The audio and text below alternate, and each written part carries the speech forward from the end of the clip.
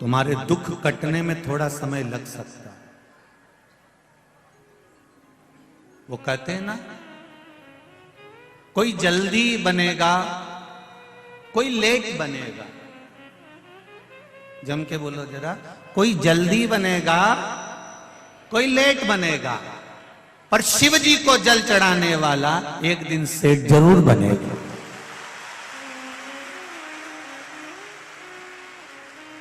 निश्चित है। वो लंका का राजा रावण राक्षस, असुर प्रवृत्ति का, जब उसे सोने की लंका मिल सकती है, एक चोरी करने वाला चोर शिव जी के मंदिर में चोरी करने आया शिवरात्रि पर, उसने अपना कपड़ा निकाल के जला के आग लगा के उजाला कर कर चोरी का सामान देखा, और शंकर जी उसे कुबेर बना सकते हैं। एक मृगा करने वाला, हिरण को मारने वाला, पेड़ पे चढ़कर रात भर अपने बच्चों के पेट भरने की तैयारी करता है। रात भर बेलपत्री के पेड़ से बेलपत्र गिरती है, पानी की छाजल में से बूंद बूंद पानी गिरता है, और नीचे पड़े कंकर पर वो जल चढ़ता गया, और शिवरात्रि के दिन शंकर जी प्रकट होकर उसका भंडार भर देते हैं। ये शिवरात्रि की कथा। किसी को लेट मिलेगा, किसी को बोलो बोलो जल्दी मिलेगा, पर मेरे महादेव को जल चढ़ाने वाले को एक दिन सेठ पद जरूर मिलेगा। ये निश्चित है, वो मिलेगा।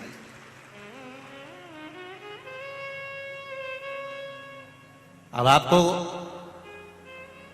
कहीं जाना नहीं है, हो कोई तुमसे कह दे वहां इतना बड़ा चमत्कार हो रहा है और गड़ा हुआ हंडा मिल रहा है, तो हमको भी बता देना, हम भी चले जाएंगे। हमें भी बता दो दादा, हम भी चले जाएंगे। अगर ऐसे गड़े हुए हंडे मिलते होते या बहुत बहुत चमत्कार होते होते, अंधविश्वास में मत पड़ना। फिर निवेदन है, इधर उधर भ्रम में भ्रांतियों में मत जाना।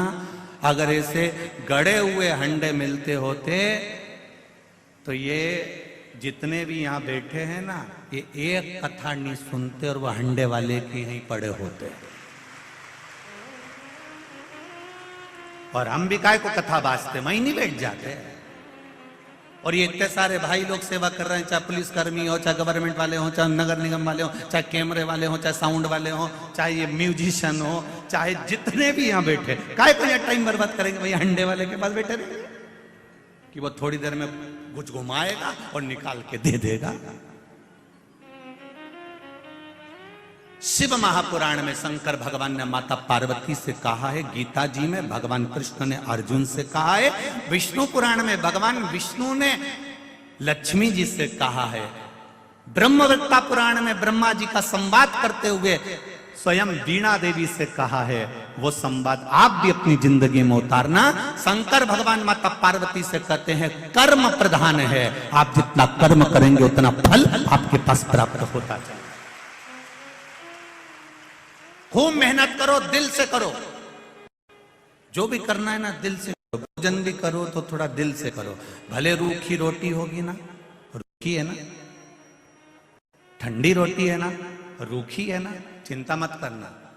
जिसकी जिंदगी की शुरुआत रूखी रोटी से होती है, जो दुख सहन कर कर अपने जीवन को आगे बढ़ाता है, जो अपनी जिंदगी में शुरुआत के पल सब ने निकाल दिया, सब ने धक्का दे दिया, अकेला रूखी रोटी खा रहा है। जिसकी जिंदगी की शुरुआत रूखी रोटी से होती है, एक दिन वो चुपड़ी रोटी जरूर खाता ही निश्चित। आप जिंदगी की शुरुआत में ये मत सोचो मेरा कौन साथ देगा, मैं अकेला पड़ गया, मैं अकेली पड़ गई, मेरा कौन साथ देगा, मेरा पास है कौन। उनके इतने पहचान वाले, उनके इतने रिश्तेदार, उनके इतने हैं, उनके इतने पहचान वाले, उनके साथ में इतने लोग हैं। अरे भाई ये छोड़ दो कि हमारा साथ कौन देगा। साथ देगा तुमने जो शंकर जी के मंदिर में एक लोटा जल चढ़ाया है, जो तुमने शिव भगवान पर एक बेलपत्र चढ़ाई है, जो तुम दिल रखकर शिव महापुराण की कथा में पहुंचे हो, तुम जो दिल से शिव पुराण सुनने वालों का सेवा कर रहे हो, भाव से आनंद से जो तुम गुणगान कर रहे हो, जो राम नाम कृष्ण नाम शिव नाम पंचाक्षर मंत्र, षडाक्षर मंत्र, द्वादशाक्षर मंत्र, महामृत्युंजय मंत्र या श्री शिवाय नमस्तुभ्यम जप रहे हो, वो तुम्हें तुम्हारा साथ देने के लिए तत्पर रहेगा। जिस समय पर द्रौपदी का चीर खींच रहा था, गुरु द्रोणाचार्य भी बैठे थे, भीष्म पितामह भी बैठे थे, उनके पति भी बैठे थे, धृतराष्ट्र और गांधारी भी बैठे थे। ऐसा कौन था जो नहीं बैठा था? सब उस सभा में बैठे हुए थे और रोई द्रौपदी सबके सामने जाकर रोई।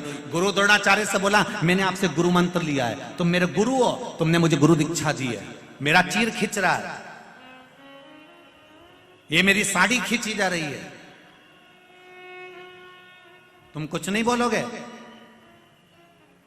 साड़ी देख कर भी गुरु भी कुछ नहीं बोले और पांडव भी कुछ नहीं। इतना बड़ा वीर बैठा हुआ था भीम,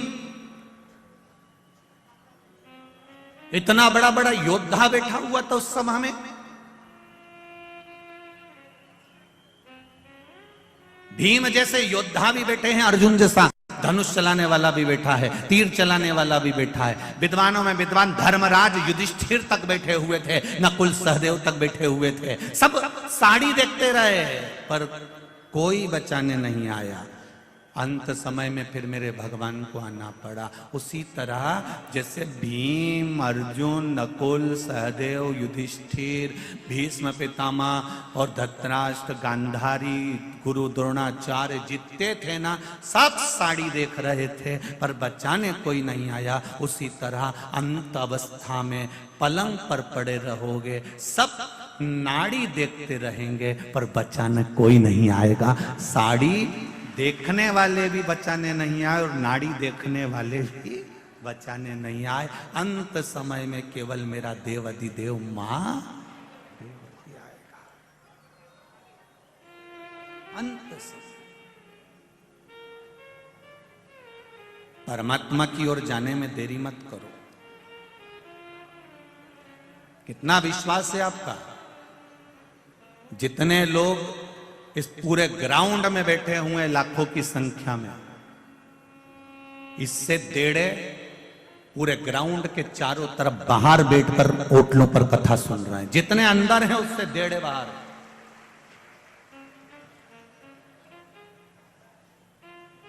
रोडों पर बैठे हैं, किनारे पर बैठे हैं, बाउंड्रियों पर बैठे हैं, गली और कूचे और छतों पर बैठे हैं। विश्वास देखिए आपका कितना होगा शंकर जी के प्रति। और बिल्कुल देरी मत करना, शिव के द्वार जाने में देरी नहीं होना चाहिए।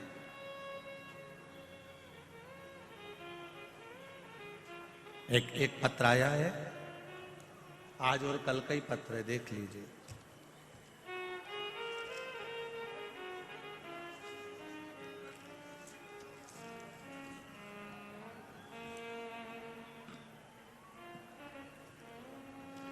सरिता ओम प्रकाश जायसवाल, खजराना मंदिर के नजदीक इंदौर। मेरा मोबाइल नंबर ये लिखा हुआ है। कहीं बैठी हैं सरिता जी? ओम प्रकाश जायसवाल, सरिता ओम प्रकाश जायसवाल कहीं बैठी हो तो हाथ हिलाइएगा। दिख गई क्या? दोनों हाथ इस तरह से हिला दो, अगर कहीं बैठी हो तो दिख जाएंगे। हाँ दिख गए हो, दिख गए। श्री शिवाय नमस्ते। सरिता जी आपने लिखा है, बखान क्या करूं मैं बाबा, कल मैं कथा सुनने आई थी। कल मैं कथा सुनने आई थी और मैं जिस चीज का बरसों से इंतजार कर रही थी वो मेरे साथ में कल हुई। गुरुजी, मेरी बाबा की कृपा से 4 साल पहले जो इंटरव्यू दिया था उसका रिजल्ट कभी नहीं आना था, पर बाबा की कृपा से मेरी रेलवे की नौकरी का रिजल्ट कल कथा सुनने पर यहां से जाते समय आ गया। यह पत्र है सरिता जी, ओम प्रकाश जायसवाल, खजराना, इंदौर, मोबाइल नंबर भी आपने दिया है, आपको बहुत बहुत धन्यवाद। बैठिए दीदी। श्री शिवाय नमस्तुभ्यम। बाबा की कृपा। मेरी रेलवे की जॉब का ऑर्डर, नौकरी का ऑर्डर कल आ गया गुरुजी। मैं कथा सुनकर जा रही थी और बाबा ने मेरा हाथ पकड़ दिया। ये शिव है, ये शंकर।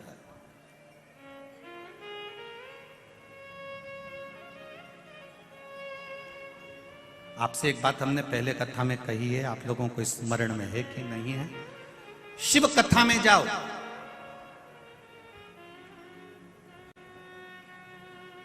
तुम्हारे गले की चेन, मंगलसूत्र, अंगूठी, ब्रेसलेट, पर्स, मोबाइल सब घर पर रखकर आओ। यहां जब आओ तो केवल शिव जी पर विश्वास लेकर आओ, उसके सिवा कुछ मत लाओ। केवल विश्वास लेकर आओ, केवल भरोसा, केवल दृढ़ता, उसके सिवाय कुछ नहीं। और जब विश्वास पूर्ण होगा तब कुछ फल की प्राप्ति जरूर।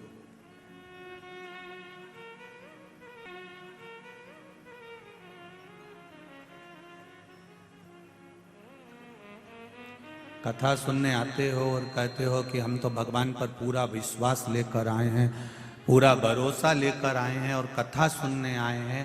मुझे तो नहीं लगता कई लोगों को देखकर कि आप कथा सुनने आए हो। सवेरे 8 बजे से 7 बजे से 6 बजे से पंडाल में आकर बैठे हो, तो किसके लिए बैठे हो?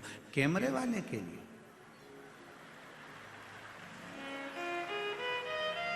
जैसे ही कैमरा तुम्हारी ओर गया, अब कह रही थी कि भगवान हमारी सुनता नहीं है तो कैमरे वाले को सुना। जिसके लिए आए आप, जिसके लिए कथा सुनने आए हो तो कैमरे वाले से कहो। और बाद में कहते हो हम तो महादेव का, हम कथा सुनने गए थे, हम भगवान की कथा सुनने गए थे। अब तुम्हारा ध्यान तो कैमरे पर।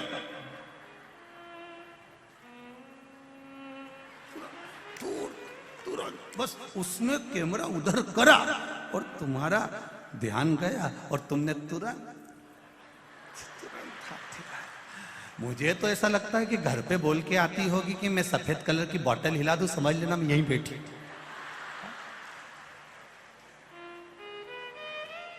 तुम ए सुधर जाओ रे, और नहीं सुधरो तो सिधर जाओ रे, थोड़ा तो सुधरो। और बाद में कहते हो हम तो कथा, उसने दिल से सुनी, एक दिन भी नहीं लगा रिजल्ट आने में। आया कि नहीं आया? ये पत्र आया। और ऐसे कई पत्र पढ़े, अभी तो ये पढ़ने बाकी है, ये तो थोड़े बहुत पढ़े हैं जो पढ़े हो।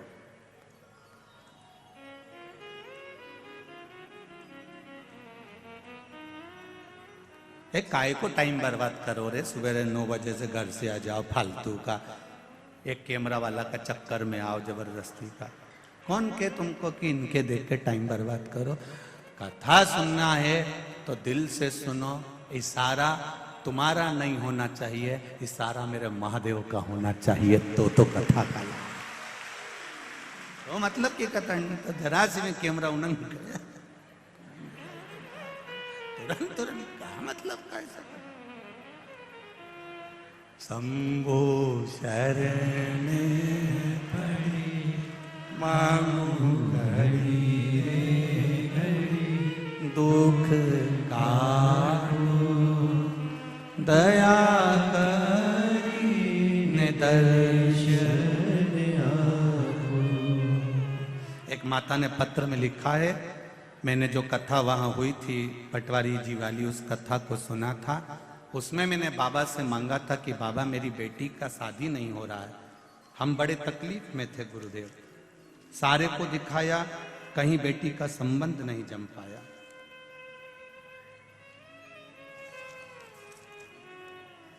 दीपाली राय इंदौर, दीपाली शर्मा इंदौर से हैं जिन्होंने पत्र भेजा।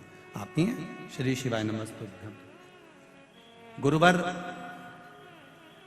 पिछली बार आप इंदौर जीतू पटवारी जी की कथा में जुलाई के महीने में आए थे। मैं क्या बखान करूं, भगवान शंकर से प्रार्थना करी थी कथा के पंडाल में बैठकर कि मेरी बेटी का संबंध हो जाए। कोई उसको मंगल बता रहा था, कोई कुछ बता रहा था, संबंध बहुत टाइम ही निकल गया था।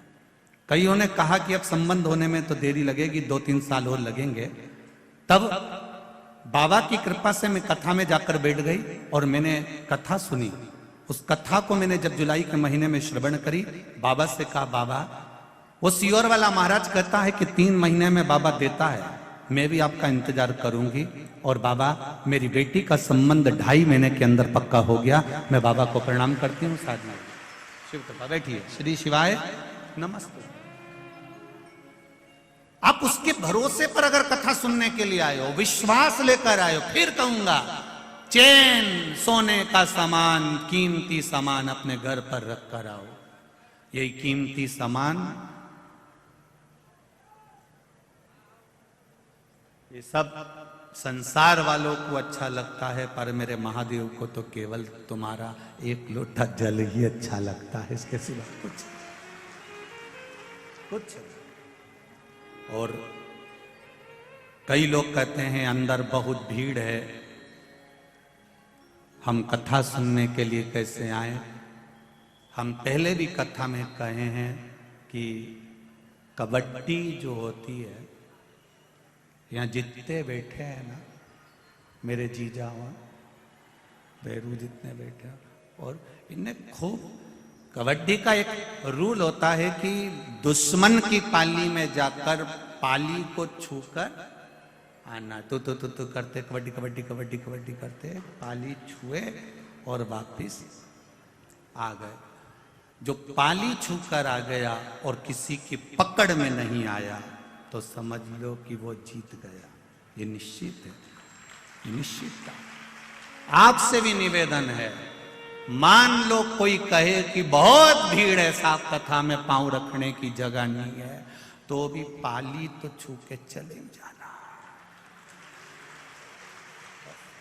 एक बार उसके दरवाजे तक आ गए, एक बार उसकी चौखट तक आ गए, शिव के शिवालय तक आ गए, उसके मंदिर तक पहुंच गए, उसकी चौखट तक पहुंच गए, उज्जैन महाकाल की नगरी तक पहुंच गए, फिर भले मंदिर गए ना गए, ओमकारेश्वर की धरा तक पहुंच गए, भले मंदिर गए चाहे ना गए, उसकी पाली तो छूकर आ गए, मतलब जीत गए निश्चित।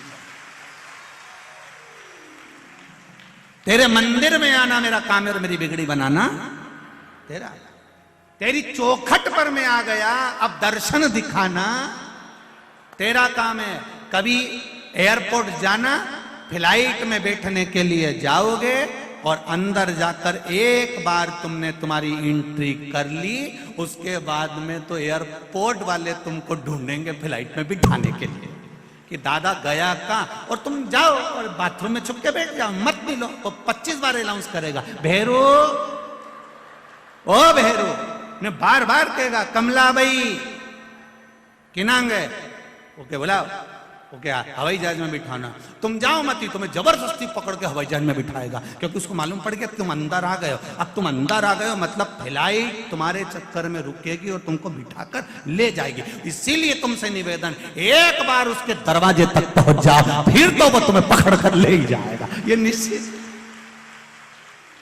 तुम जाओ तो एक बार उसकी चौखट पर, तुम जाओ एक बार उसके दरवाजे तक, तुम जाओ एक बार उसके मंदिर तक, तुम जाओ एक बार महाकाल की नगरी तक, तुम जाओ ओंकारेश्वर तक, तुम जाओ उसकी चौखट तक, तुम जाओ उसकी शिव पुराण तक। वो तुम्हारे द्वार पर पहुंचेगा तुम्हारे दुख को मिटाने के लिए, भक्ति की अविरल भक्ति तुम्हें देने के लिए।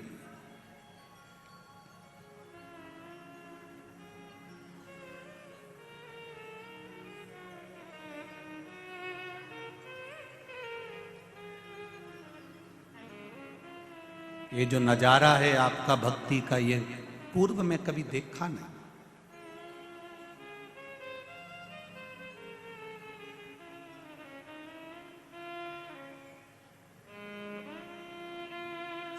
आज संपूर्ण मध्य प्रदेश के ज्योतिष आचार्यों का संघ हम जहाँ ठहरे हैं वहां मिलने पहुंचा था। सभी विद्वत ब्राह्मणों को नमन करता हूं, सभी ज्योतिष आचार्यों को।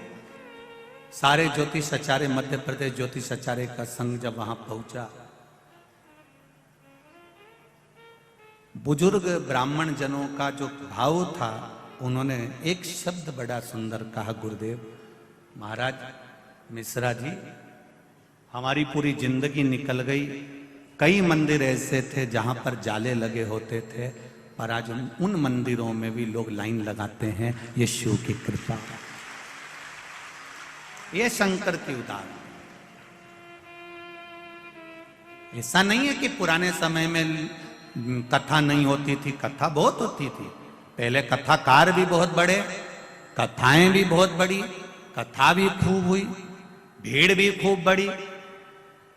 ऐसा नहीं कि भीड़ नहीं बड़ी, पहले कथाओं में भीड़ भी बहुत बड़ी, कथाएं भी बहुत बड़ी, कथाकार भी बहुत बड़े, आयोजन भी बड़े से बड़े हुए, पर एक काम पीछे रह गया था, लोग मंदिर तक नहीं जा पा रहे थे, वो शिव महापुराण ने उनको वहां तक पहुंचा दिया, मंदिर तक चलो।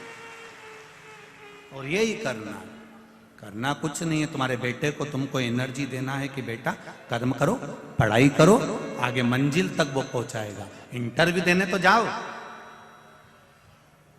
परीक्षा में तुम पढ़ाई करके तो जाओ, खेत में बीज तो बो, कुआं खोदो तो सही, जाओ थोड़ी मेहनत करो, फल जरूर मिलेगा। एक ताला और एक चाबी तुम्हारी ही है। ताला तुमने घर में लगा दिया, चाबी तुमने अपने पास में रख दी, रोज रोज ताला खोलोगे तो वो चाबी लग जाएगी, और ताला लगाए हुए 4-6 साल हो जाएंगे, 8 साल हो जाएंगे, उसके बाद में जाके चाबी लगाओगे तो लगेगी क्या?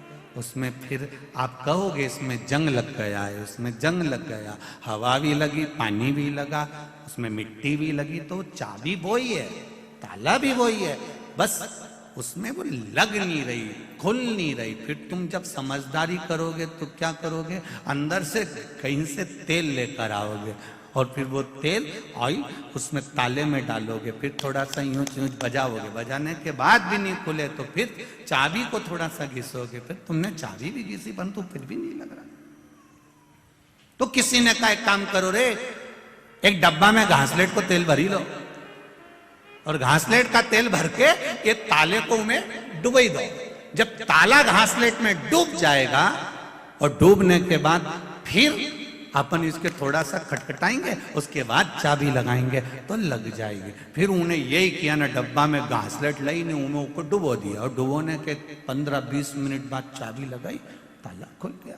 बस ये मन ताला है और भक्ति की चाबी है, इसको खूब लगाओ। इस मन में जब काम, लोभ, आसक्ति, वासना और तृष्णा जम जाती है तो ताला खुलता नहीं है, ये मन भगवान तक जाता नहीं है, खुल ही नहीं पाता।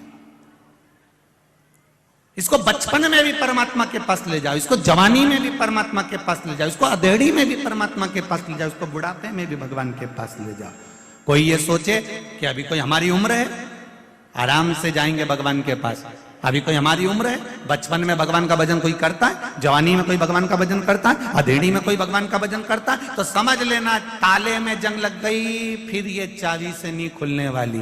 फिर क्या करना पड़ेगा? तो क्या ये ताला नहीं खुले, ये मन, अगर ये चाबी, भक्ति की चाबी से ये मन नहीं खुल रहा है, ये मन परमात्मा तक नहीं जा रहा है, तो फिर शिव महापुराण में ले जाके इसको डुबकी लगवा दो, फिर ये मन पूरा की पूरा खुल जाएगा, ये निश्चित।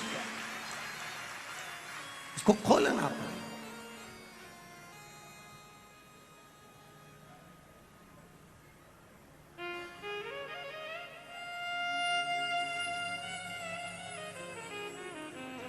मेरे भोले तेरा सहारा है, मेरी नैया का तू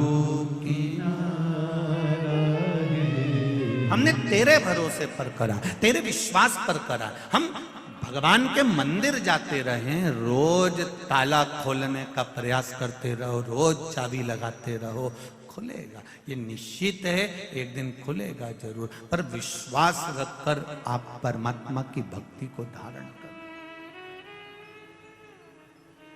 मेरा आप सबसे निवेदन है, कथा में भीड़ बढ़ाने के लिए कभी मत जाना। और यहां भी आप लोगों से भी कहूंगा एक बात, भीड़ बढ़ाने मत आओ, या कोई तुमसे कहे कि एक बार चल तो सही, अपने ऊका भी कहना नहीं मानना। तुम तो तुम्हारा रोटी खाओ ना, चद्दर ओढ़ के सो जाओ, मत आओ। यहाँ वैसे ही जगह नहीं दादा, यही करो, भीड़ बढ़ाने मत आओ।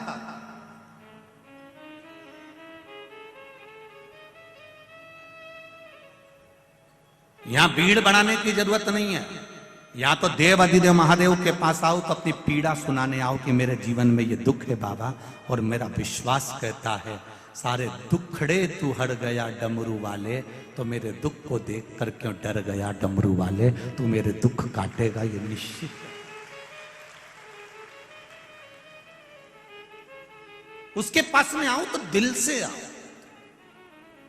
शिव मंदिर में जाना तो दिल से जाना, शंकर भगवान की चौखट पर जाना तो दिल से जाना।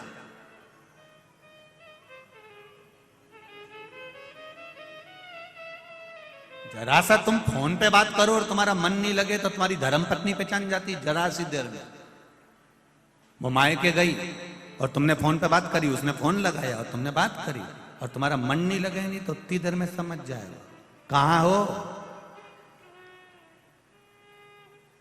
दिन भर फोन पे बात नहीं करते, कम से कम 5 मिनट तो अच्छे से कर लिया करो। कहां लगे हुए, तुम्हारा मन नहीं लग रहा मुझसे बात करने में, इतनी देर में तो बस वो समझ गई। मन ना लगा तो केवल फोन पर समझ जाते हैं। आप मंदिर गए, शिव कथा में गए, भगवान के भजन में गए, जबरदस्ती जाके बैठ गए, मन नहीं लगे तो भगवान भी कह देगा काय को आ गई री कमला, काय आई है। कौन न कहो तेरे को कि यहां जा, कौन कह रहा। मन लगे तो जाइए, दिल लगे तो जाइए। शिव के मंदिर में भी जाओ, जब घर से एक लोटा जल भर कर लेकर जा रही हो, परिंडे में से, हंडे में से, नल में से एक लोटा पानी भर कर लेकर जा रही हो, तो तुम्हारा दिल, घर के लोग पूछे कहां जा रही हो मां, बेटा कहां जा रहे हो, शिव मंदिर तक जा रही हूं, शंकर भगवान को जल चढ़ाने जा रही हूं, शिव से अपने हृदय की बात कहने जा रही हूं, क्योंकि मेरे दिल की बात कोई नहीं सुन सकता। जिससे कहूंगी वो हंसेगा, सुनेगा तो मेरा महादेव सुनेगा, उसके सिवाय कोई नहीं सुन सकता।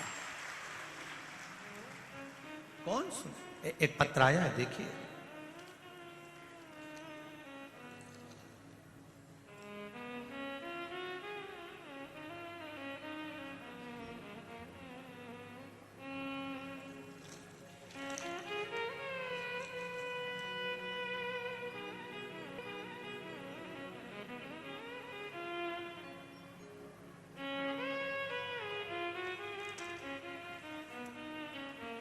मैं कैलाश ममताबाई सीखी, ग्राम भीकुपुरा, पूजापुरा, तहसील बागली, धारा जी के निवासी हूं। कहीं बैठी हो तो हाथ हिलाइएगा, कहीं बैठी हो तो दोनों हाथ, आप ही हैं, श्री शिवाय नमस्तुभ्यम, दोनों हाथ हिला दो। हर हर महादेव। गुरुजी, शिव की महिमा का और आप क्या वर्णन करूं। मेरा लड़का 15 वर्ष का है जिसको लीवर में इन्फेक्शन हो गया था। उसको मैं एप्पल हॉस्पिटल इंदौर लाया, जहां डॉक्टरों ने जांच करने के बाद उसके बचने की कोई उम्मीद नहीं बताई। कह दिया आप इसको घर ले जाओ। फिर उसकी रिपोर्ट लेकर 2-3 बड़े अस्पताल में हम बताने गए। सभी डॉक्टरों ने मना कर दिया कि इसका लीवर काम करना बंद कर दिया, कुछ दिन बिल्कुल डैमेज हो चुका है, इसका लीवर बिल्कुल काम नहीं कर रहा, शून्य पर आ गया और ये अंतिम पड़ाव पर है, जाए। विशेष जुपिटर अस्पताल जो कि 3 इमली इंदौर में है, वहां पर भी गए और डॉक्टरों से बोला कि आप एडमिट तो करो, कम से कम मेरे बच्चे को देखो। तो भर्ती करने का मना कर दिया। भर्ती करने के फिर हमने जब बोला तब जाकर बाबा की कृपा से उनको भर्ती करने के जांचें शुरू हुई। डॉक्टर ने बोला इनका लीवर खत्म हो चुका है, जिसका कोई इलाज नहीं है, आप पैसे बर्बाद मत करो, आप इसे घर ले जाओ, इसे कोई भी डॉक्टर नहीं बचा सकता। फिर मेरी पत्नी रात 10 बजे डॉक्टर के पास गई और बोली आपने अपना काम किया है, बाबा से विनती करती हूं मैं, आप इसका थोड़ा तो इलाज करो, मेरे बच्चे को बचा लो, 15 साल का है। काम करने, डॉक्टर कहते हैं हमें अपना काम करने दो, आपको जो करना है करो, हम 2-1 दिन रखेंगे, बाकी इसको छोड़ देंगे। फिर मैं बाबा की कृपा से मेरी सहेली को मैंने फोन किया, फिर उसने मुझे सीहोर का रुद्राक्ष दिया। वो रुद्राक्ष हमने जल गलाया, शिव जी को जल चढ़ाना प्रारंभ करा। शंकर पर चढ़ा हुआ जल लेकर आई, डॉक्टर ने मना कर दिया था कुछ देने से, हमने आधी चम्मच से भी आधी चम्मच उसको डॉक्टर से हाथ जोड़कर उस जल को उस बच्चे को श्री शिवाय नमस्तुभ्यम का मंत्र बोलकर पिला दिया। आप पर्चा टीवी पर भी पढ़ सकते हैं। सुबह 8 बजे की रिपोर्ट आई और 8 बजे की रिपोर्ट में उसमें जो वहां माइनस में जा रहा था लीवर, पूरा डैमेज की ओर था। तब हमने आधी चम्मच जब पानी पिलाया तो फिर शाम को 9 बजे रिपोर्ट आई, डॉक्टर ने कहा इस बच्चे का लीवर काम करना प्रारंभ कर दिया है और 40% ठीक हो चुका है। जब 40% ठीक हो गया, फिर हमने रुद्राक्ष को पानी में गलाया, फिर शिव जी को चढ़ाया और फिर पानी पिलाया। डॉक्टर ने 4 दिन के अंदर, हमारे उन डॉक्टरों को भी धन्यवाद देती हूं जिन्होंने 4 दिन के अंदर मेरे बेटे का लीवर 100% काम करना प्रारंभ कर दिया और मेरा बच्चा स्कूल जाने लगा, छुट्टी हो गई। हम बाबा को धोख लगाने, प्रणाम करने के लिए आए हैं। तेरी कृपा बिना कुछ नहीं हो सकता मेरे महादेव। मैं कैलाश गहलोत, मोबाइल नंबर मेरा ये है और बाबा की कृपा से हम प्रणाम। अब ठीक है बाबू, श्री शिवाय नमस्तुभ्यम, बैठिए। हर हर महादेव। तेरी कृपा बिना ना हिले एक भी अणु, लेते हैं श्वास तेरी कृपा से तनु। हम फिर कहेंगे, कथा सुनने आप लोग आए हैं, भले आपको 4 घंटे लग रहे हो, 5 घंटे लग रहे हो, पर उसके द्वार पर जाकर आप कथा सुन रहे हो, बैठकर कथा सुन रहे हो। जितने लोग आस्था पर सुन रहे हैं, जितने लोग फेसबुक यूट्यूब पर सुन रहे हैं, मैं निवेदन करूंगा, मेरा बाबा क्या देगा ये तो मेरा डमरू वाला ही जान सकता है। मैं बताना, वो क्या देगा वो उसके हाथ में, ये उसके हाथ में। तेरी कृपा बिना न हिले एक भी अणु, लेते हैं श्वास तेरी कृपा से। बखान क्या करूं मैं राखों के ढेर का, चपटी भभूत में खजाना कुबेर का। अब दिल से रिझाओ। भगवान विष्णु जी ने, भगवान शिव जी ने ब्रह्मा जी से कहा, ब्रह्मदेव सृष्टि की रचना करिए और सृष्टि को आगे बढ़ाइए।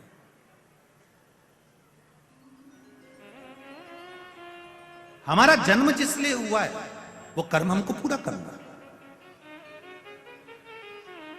अपने बच्चों को छोड़कर, अपने परिवार को छोड़कर,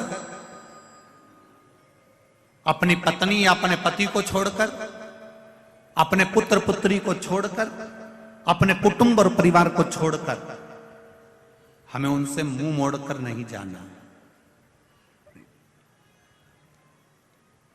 थोड़ा सा दुख आया और तुमने कह दिया मैं तो मर जाऊं तो अच्छा है, तो कौन मना कर रहा है? मरो नहीं, निपटो।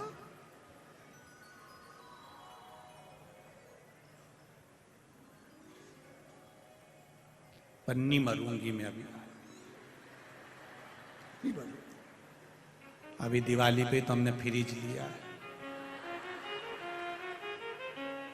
फ्रिज का पानी दूसरा पियो और मैं यूं मरी जाऊं। नहीं मरो। मानव का शरीर मिला, इतना जोरदार मिला है। 84 लाख भी योनि है ये मनुष्य का शरीर। 83,99,999 योनि काटने के बाद ये शरीर मिला। कितनी योनियां काटी रे, माता का जू बने और किसी ने निकाल के ना अंगूठा पे धर के निपट ही दिया। फिर खटमल बने ने खटिया में घुस गए और किसी ने घासलेट का तेल डाली ने धूप में पटकी दिया, निपट गया।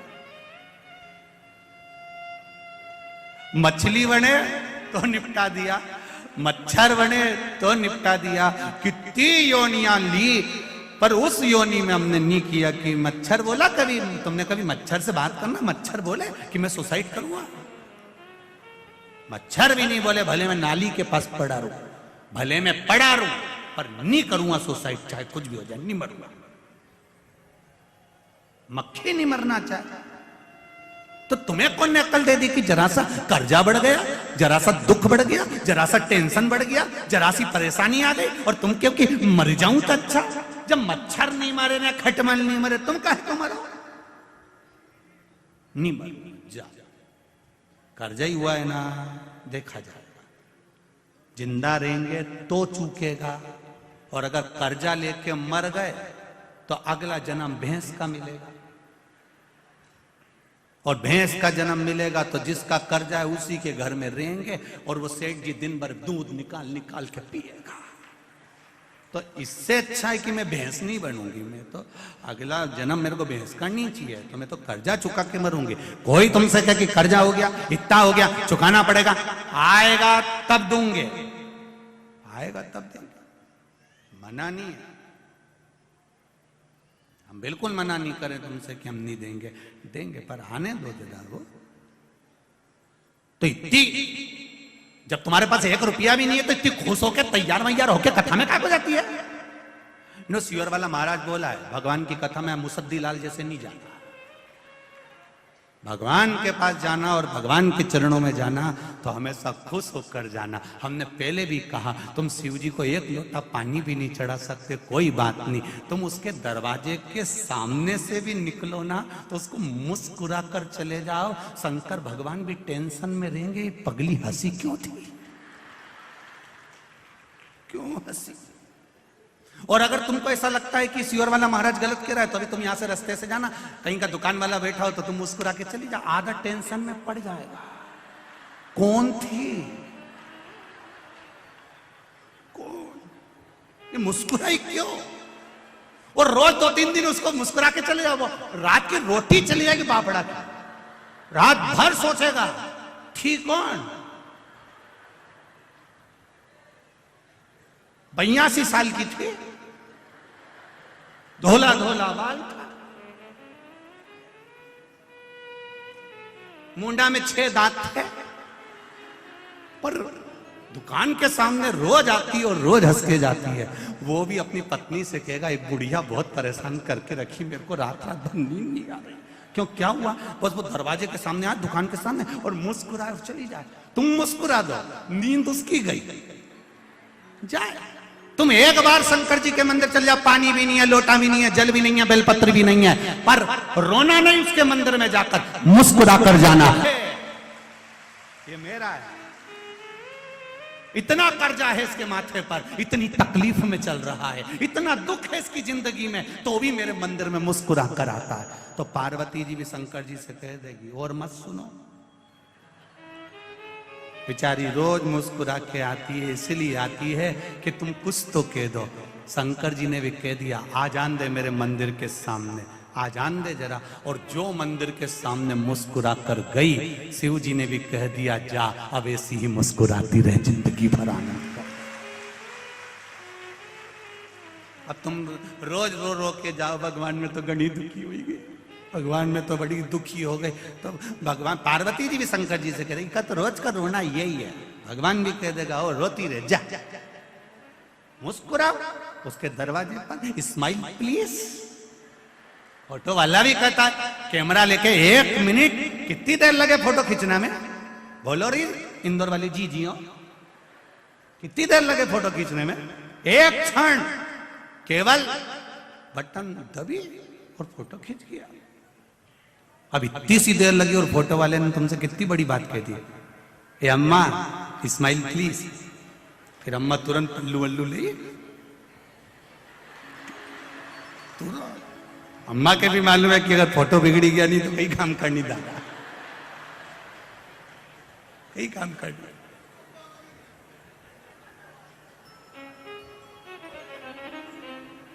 अभी कहीं हमने वो अखबार में पढ़ा था, किसी न्यूज में देखा था कि वो आधार कार्ड बन रहा था, वो वोटिंग कार्ड, हमने टीवी में और न्यूज में देखा था, तुमने भी पढ़ा होगा। और उसमें लिखना था कि श्रीमान ये गुप्ता, उनने लिख दिया श्रीमान कुत्ता।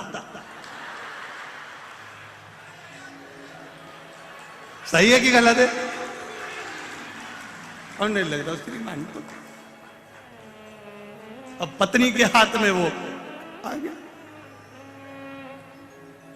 उसने पढ़ा, आए जी, पति दौड़ के आए, क्या हुआ? तुम्हारा कार्ड आ गया है। क्या लिखा है? तुम तो कुत्ता थे, अब वो ये कुत्ता कैसे होगा? विचार करिए। दादा बच्चे रहो, तुमने ये कैसे लिख दिया?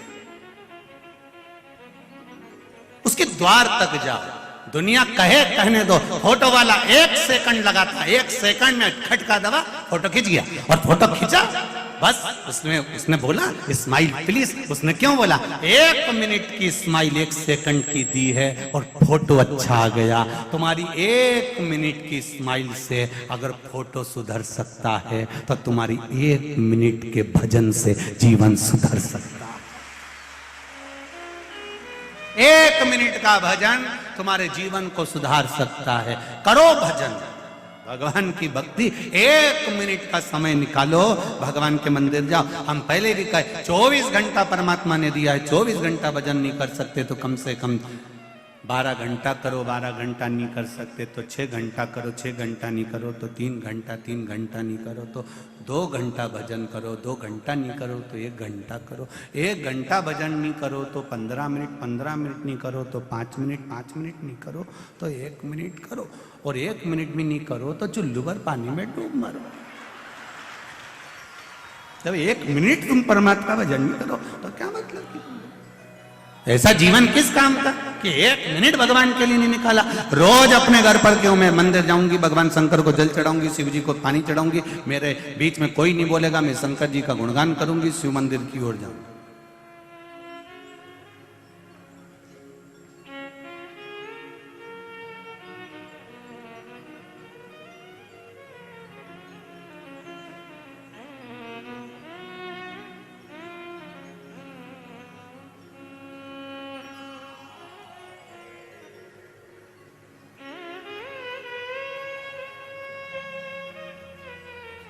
आप दिल से कहो, वो सुने।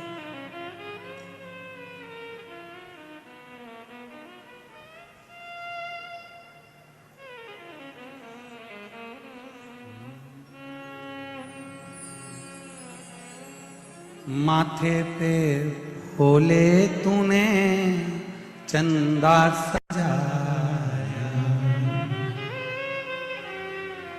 माथे पे भोले तूने चंदा सजाया, कानों में भोले तूने कुंडल सजाया, कानों में भोले तूने कुंडल सजाया, शीशे पे तूने गंगा लिया भोले बाबा, शीशे पे तूने गंगा लिया भोले बाबा, बमा बम भोले शंकर गले में नाग भयंकर, बमा बम भोले शंकर गले में नाग भयंकर। देवादिदेव महादेव ने ब्रह्मा जी से कहा, भगवान विष्णु ने ब्रह्मदेव से कहा, ब्रह्मा जी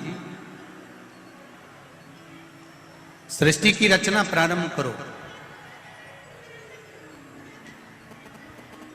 और यदि सृष्टि की रचना सही हो जाएगी तो ये निश्चित है कि ये संपूर्ण ब्रह्मांड का सुख प्राप्त हो। संपूर्ण ब्रह्मांड का सुख। जब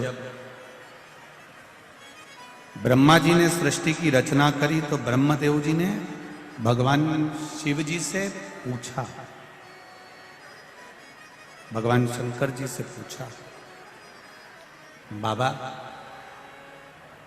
आप ये बताइए कि सृष्टि की रचना करने के लिए मुझे करना क्या? भगवान कहते हैं कि पुरुष और स्त्री का निर्माण करना।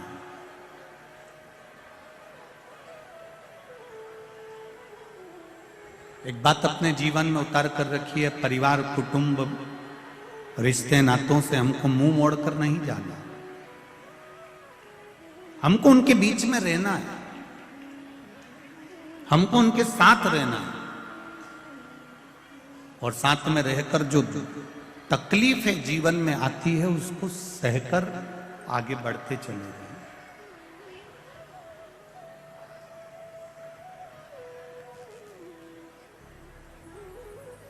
देखा,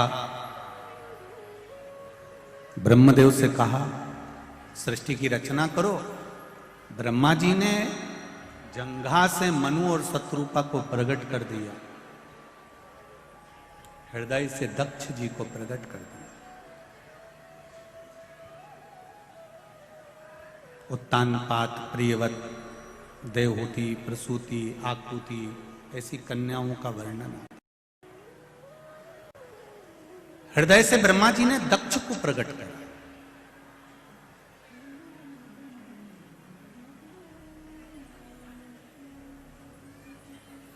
अब हृदय से जब दक्ष को प्रकट किया गया है, जब हृदय से दक्ष को प्रकट करा गया है, तो दक्ष प्रजापति के साथ में माता प्रसूति का विवाह हुआ।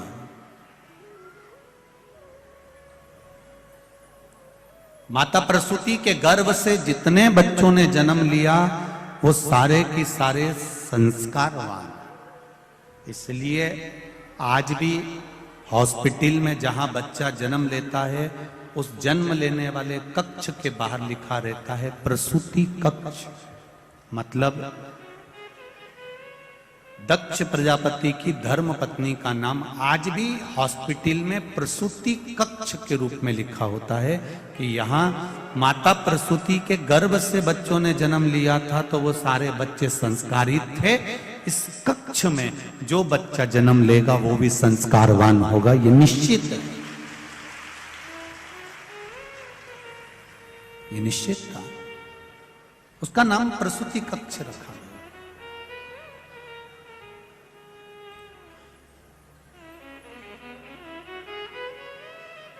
शिव महापुराण की कथा एक बहुत अच्छी बात कहती है, जरा ध्यान दीजिएगा। धन चले जाएगा तो वापिस आ जाएगा,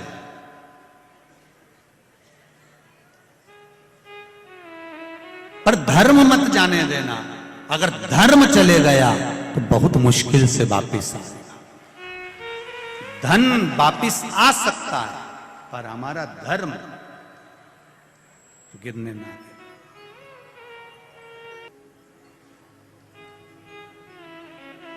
धर्म की ध्वजा अग्रण्य होना चाहिए, और उसका जो सुख है वो सुख कहीं नहीं मिल सकता।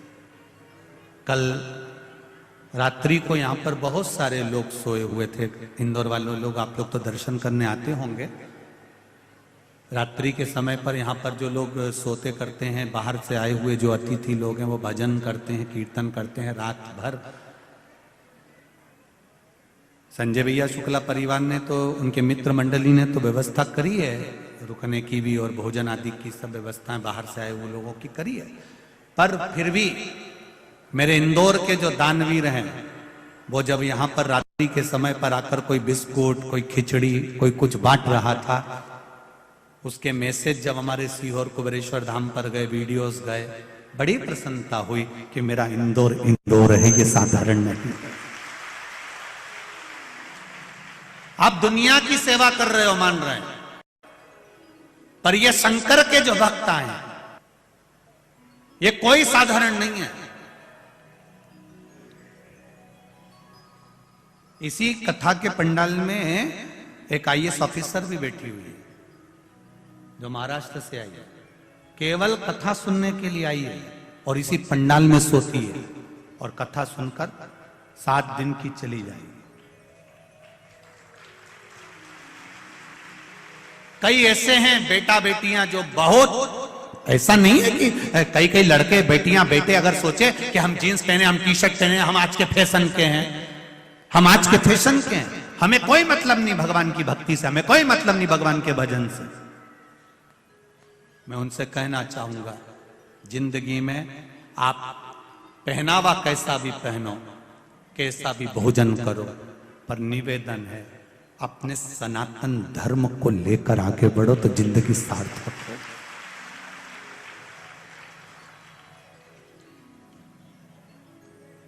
खूब वीआईपी बनो, पर इतने वीआईपी मत बन जाना री मेरी जीजियों कि श्रद्धा जैसे 35 टुकड़े हो जाए। इतने वीआईपी मत बन जाना, खूब वीआईपी बनो, राशि ठाट रखो, एक मोबाइल की जगह 4 लटका के चलो। कौन मना कर रहा है तुमको? 2 हेडफोन की जगह 2-4 और घुसीड़ लो, कोई दिक्कत नहीं, कोई मना नहीं करेगा, कोई नहीं मना। पर निवेदन, सब कुछ छोड़ दूंगी पर अपना धर्म नहीं छोड़ूंगी, भगवत भजन नहीं छोड़ूंगी, चाहे कुछ। आज सबसे ज्यादा खुशी इस बात की होती है कि मेरी बेटियां, मेरे बेटे, छोटे छोटे बच्चे, ये नवयुवक बहुएं, ये पूरी सभा में आप ये पूरी कथा व्यासपीठ के सामने जितने भी माताएं बैठी हैं, इनमें 80, 85, 90 की तो कम मिलेगी, जितनी भी मिलेगी ना सब नवयुवक बहुएं मिलेंगी। इन्होंने ठान लिया है कि हम शिव की भक्ति करेंगे और आने वाली प्रेरणा देंगे, तो वो भक्ति कर रही है। इनमें देख लो कहीं की डोकरियों मिल जाए चीज जोरदार, और मिलेगी भी तो ओल्ड इज गोल्ड मिलेगी, तो ऐसे मिल जाएगी दमदार। तुम देखो पूरी कथा, ये उठी, प्रणाम प्रणाम प्रणाम, एक और उठी है, जय हो। एक और उठी इधर भी, धन्य है। नमन मेरी माओ को, प्रणाम करता हूं आपके चरणों को, धन्य है। संजय भैया गजब तो करा, डोकरी उन भी आई है। बैठो बैठो, प्रणाम करता हूं आपको, नमन है नमन। श्री शिवाय, बैठो मां, बैठो बैठो, प्रणाम करता हूं आपको, बहुत बहुत भाव आपका, इसने ये प्रेम है आपका, ये वात्सल्यता है आपकी, ये करुणा है, और उसकी भक्ति के बिना कुछ भी नहीं। शिव कथा कह रहे हैं, अपना फर्ज मत भूलो। प्रसूति मैया का विवाह दक्ष प्रजापति के साथ हो गया, कई कन्याओं का जन्म हुआ, 60 कन्याएं जन्म ले ली, 27 तो चंद्रदेव के साथ दिया, कई कन्याओं। अब चंद्रदेव के साथ में जो कन्या भी आई, उसमें एक रोहिणी भी थी, जिस पर चंद्र बहुत आसक्त रहते थे, उनसे प्रेम करते थे, उनसे स्नेह करते थे। बाकी की जो धर्म पत्नियां थी उनकी ओर उसको देखते नहीं, बंदेश है। बाकी की जो धर्म पत्नियां थी उनको वो देखते भी नहीं।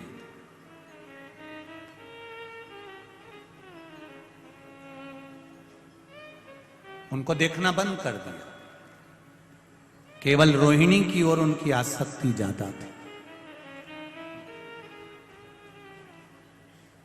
सारी की सारी कन्याएं रोती बिलखती अपने पिता के पास में गई।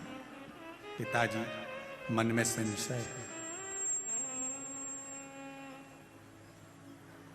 बाप जब तक जीवित है तब तक बेटियों को भी अपने पिता का अभिमान होना चाहिए, होना चाहिए।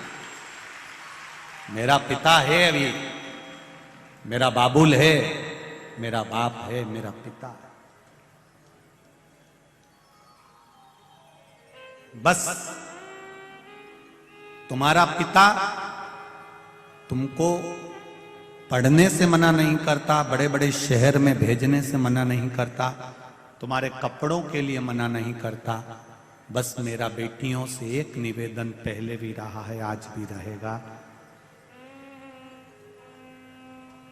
नरक से बेटा कभी अपने माँ बाप को नहीं बचा सकता।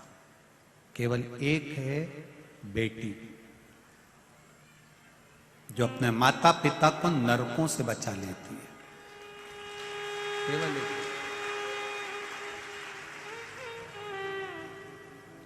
बेटी अपने माँ बाप को नरक से कैसे बचाती है?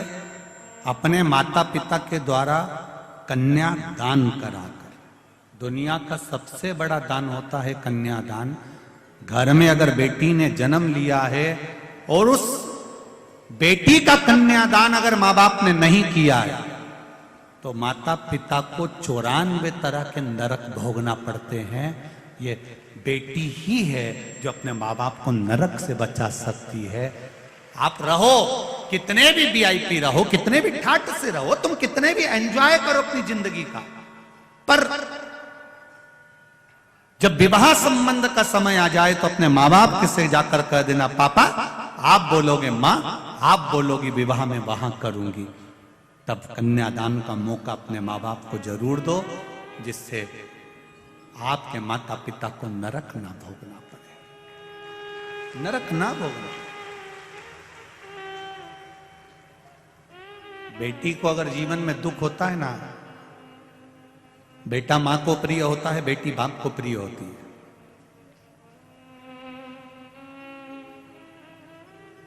जब बेटी की विदाई होती है तो लोग कहते हैं कि मां बहुत रोती है। शिव महापुराण की कथा कहती है कि बेटी की विदाई में जितना मां नहीं रोती उससे दुगना उसका बाप रोता है, दुगना बाप रोता है।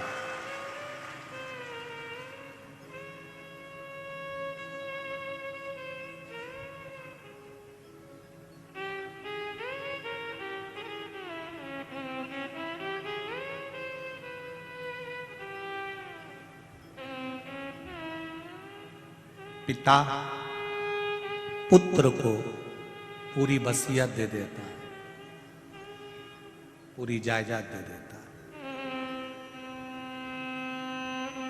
पिता बेटी को केवल एक कन्यादान देता है, और वो कन्यादान का जो फल होता है, हजारों अश्वमेध यज्ञ और हजारों सर्वतोमुखी यज्ञ और एक कन्यादान, जिसको जन्म दिया है बेटी को, उसका कन्यादान कर लीजिए, वो मौका है। चूके ना, उसको छोड़े ना।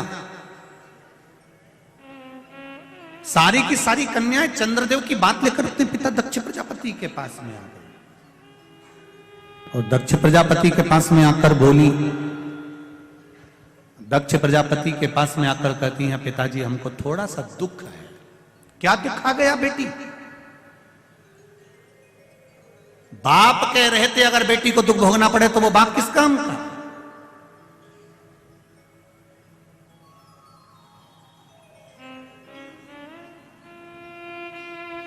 क्या दुख है बोल? आपके जो दामाद हैं जमाई, वो केवल रोहिणी से स्नेह करते हैं, बाकी के किसी धर्म पत्नी पर उनका ध्यान नहीं है।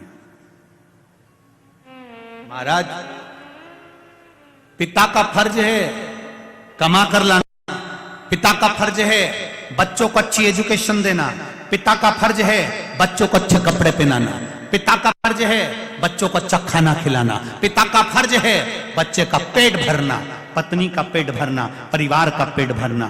यह पिता का फर्ज है। पिता कमा कर लाएगा, देगा, पेट भरने की जवाबदारी पिता की है, अच्छी एजुकेशन की जवाबदारी पिता की है, अच्छा घर बनाने की जवाबदारी पिता की है, अच्छी दुकान चलाने की जवाबदारी पिता की है, अच्छी परवरिश की जवाबदारी पिता की है। पर पिता से ज्यादा जवाबदारी माता की आती है, बच्चों को संस्कार देने की जवाबदारी माता की। पिता से ज्यादा जरूरत है माताओं की जो अपने बच्चों को श्रेष्ठ संस्कार दें, अपने बच्चों को अच्छा अच्छा ज्ञान दीजिए। रोज अपने बच्चों को शंकर जी के मंदिर में लोटा भर के भेजो जल लेकर। जिस मां का बेटा बेटी शंकर के मंदिर में जल चढ़ा रहे हैं, शंकर के मंदिर की देहली चढ़ रहे हैं, उस घर के बुजुर्ग कभी वृद्धाश्रम की देहली नहीं चढ़ेंगे।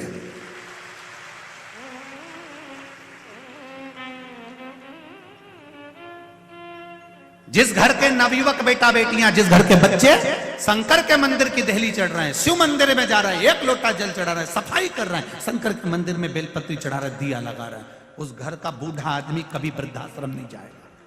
क्योंकि वो शंकर के मंदिर में रहकर जब सेवा करना सीख जाएंगे, शिव मंदिर में जाना सीख जाएंगे, अपने धर्म की ओर अग्रण्य हो जाएंगे, तो ये मेरा विश्वास कहता है कि वो कभी वृद्धाश्रम में अपने माँ बाप को नहीं भेजेगा, कभी नहीं भेजेगा, पढ़कर बढ़कर भी नहीं भेज सकता।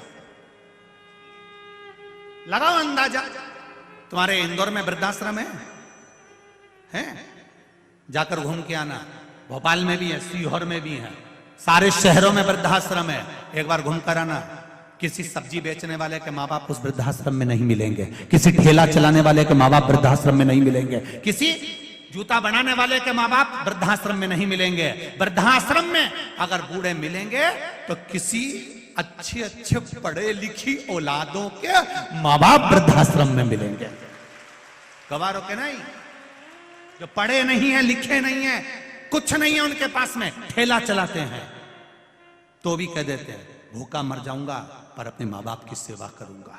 कुछ नहीं है तो भी माँ बाप की सेवा में लगे हुए हैं। और आज के पढ़े लिखे जो कभी मंदिर नहीं गए, कभी देवालय नहीं गए, पूरी जिंदगी हम अप टू डेट बन के रहेंगे, अपने माँ बाप को वृद्धाश्रम में छोड़ दिए तो तुम्हारी औलाद तुम्हें छोड़ेगी रे भेरू, छोड़ेगी।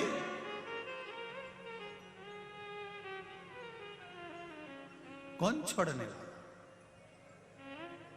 लोग कहते जरूर हैं सीहोर वाला महाराज को कथा नहीं आती, अड़ा टेढ़ा बोलता है, तो क्यों सुनते हो?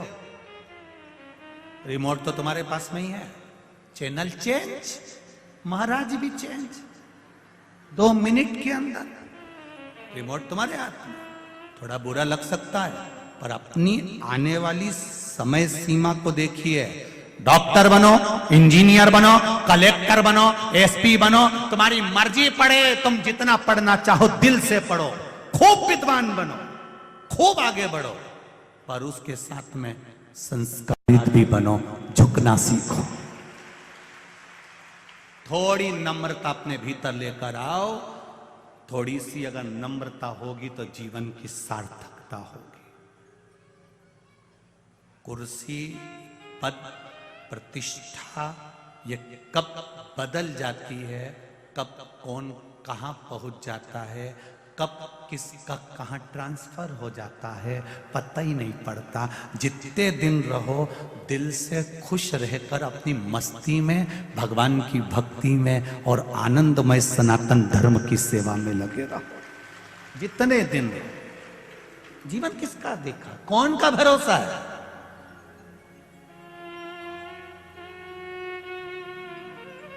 पापड़ बने के बने रह जाते हैं रीजीजियों, बड़ी की भरी बरनी रखी रह जाती है। आम का अचार डाला था, पूरा भरा की भरा रह गया और काकी नहीं पड़ जाती, सब धरा रह गया। कौन खाएगा, कौन पिएगा, पापड़ कौन सेकेगा, सब गया, गए। करोड़ों का धन होकर भी अगर कुछ नहीं है तो क्या धन की कीमत है। और ये देखा भगवत भजन, जिसने भगवान की अविरल भक्ति धारण करी, जब कोई नहीं आता तब मेरा डमरू वाला आता है और डमरू बजाकर चला जाता है। क्या है वो?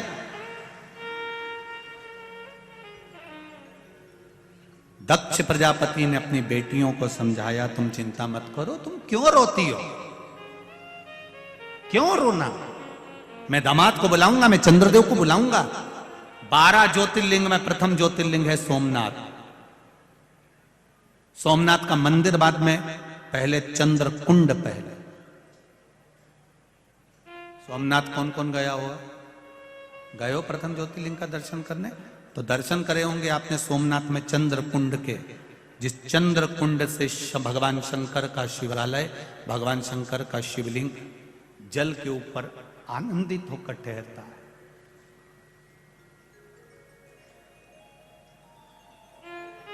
भगवान द्वारिकाधीश को क्या पड़ी थी मेरे द्वारकानाथ को, मेरे भगवान कृष्ण को क्या पड़ी थी? जरा विचार करिए कि द्वारिका छोड़कर सोमनाथ की पावन धरा पर भालुका क्षेत्र में आकर फिर पीपल के पेड़ के नीचे लेटे और उनके चरणों में वहां पर बाण लगा। जरा विचार करो, जन्म कहाँ हुआ? कारागार में। मथुरा से गए वृंदावन, वृंदावन गोकुल करते बरसाना गोवर्धन, ब्रजभूमि को त्याग कर मथुरा, मथुरा से फिर द्वारका, द्वारका के बाद भी प्राण त्यागने के लिए आए तो सोमनाथ की पावन धरा पर आए।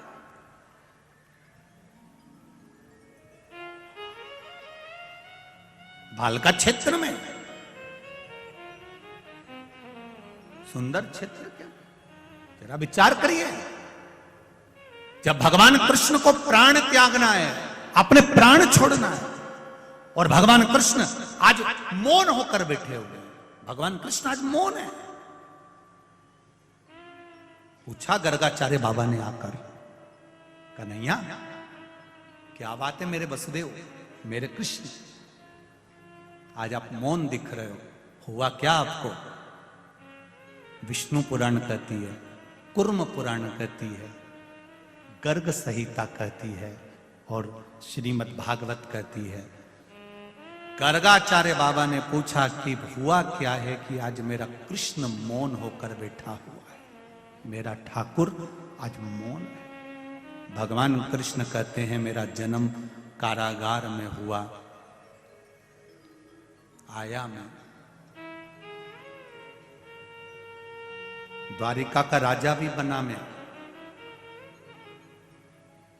कुरुक्षेत्र के मैदान में युद्ध भी कराया है मैंने। उस मैदान के युद्ध में ना जाने कितने मरे भी होंगे, कितने मरे भी होंगे। बस अब इस शरीर को जब छोड़ूं, इस शरीर को जब मैं त्याग करूं, तब मैं सारे बंधनों से मुक्त होना चाहता हूं, सब बंधन छूट जाएंगे।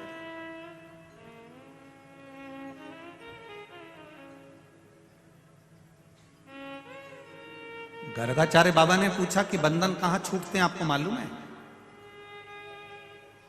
भगवान कृष्ण से पूछा जा रहा है कि बंधन कहां छूटते हैं, आपको मालूम है? भगवान कृष्ण कहते हैं हां,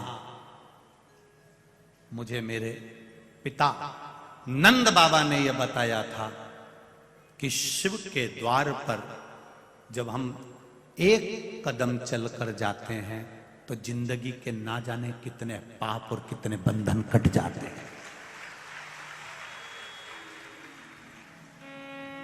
ना जाने कितने पाप और कितने बंधन केवल शंकर के द्वार जाने से कट जाते हैं। अभी आपको कथा के शुरू में कहा था कि कबड्डी खेलने वाला पानी छूकर आता है, दुनिया के लोग कहें बहुत भीड़ पड़ रही है, ग्राउंड में जगह नहीं है, तो भी निवेदन है आधे घंटे की सुनने आना, रोड पर खड़े होके तो सुनोगे, द्वार तक तो पहुंचोगे, दरवाजे तक तो पहुंचोगे, उसकी चौखट तक तो पहुंचोगे, बस उसका सानिध्य एक पल का, एक घड़ी का, एक क्षण का मिल जाए,